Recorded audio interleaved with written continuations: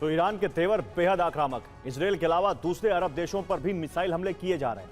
Iran हमलों का pattern लगातार बदल रहा है, जिससे अमेरिका इसराइल भी उसे काबू में नहीं कर पा रहे हैं। ईरान का प्लान है कि अरब देशों पर इतने हमले किए जाएं जिससे अरब देश मजबूर होकर अमेरिका से युद्ध रोकने के लिए कहें। लेकिन अमेरिका ने बंकर बस्टर बॉम्ब से ईरान में तबाही मचाकर अपने इरादे जाहिर कर दिए हैं कि वो ईरान को शमशान बनाकर ही इस युद्ध को खत्म करेगा। पिछले 24 घंटों में फिर से सैन्य ठिकानों पर हमले किए गए, जिसमें अल उदैद, अली अल सालेम, अल दफरा और बहरीन नेवल बेस पर हमले किए गए। खास बात यह है कि इस बार इन हमलों को इंटरसेप्ट कर पाने में डिफेंस सिस्टम नाकाम रहे और बहरीन में ईरान की मिसाइल स्ट्राइक से भारी तबाही हुई है। ईरान से बहरीन की दूरी 260 किलोमीटर है, जहां ईरान ने ताबड़तोड़ हमले किए। अब ईरान ने बहरीन नेवल बेस के अलावा टूरिज्म सेक्टर को टारगेट किया। ईरान ने मनामा क्राउन प्लाजा पर हमला किया, जिसमें बड़ा नुकसान हुआ है।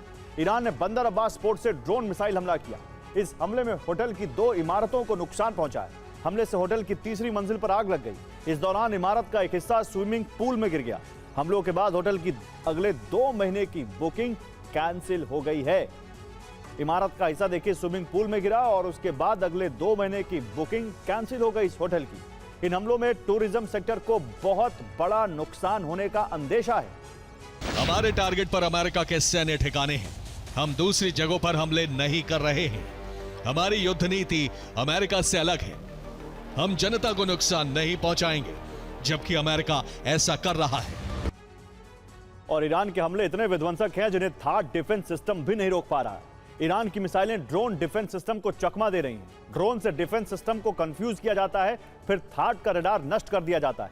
रडार के बाद लॉन्चर पर भी हमला किया जाता है। इस दौरान दूसरे ठिकानों पर अटैक किया जाता है। यूएई बेस पर हुए हमलों में यूएई को पलटवार का मौका भी नहीं मिल पाया। ईरान की रणनीति है, पहले रडार खत्म करो, फिर बड़े हमले करो, ताकि अमेरिका उन्हें देख ही ना पाए। रडार नष्ट हो जाते हैं तो अरबों डॉलर की इंटरसेप्टर मिसाइलें बेकार हो जाएंगी।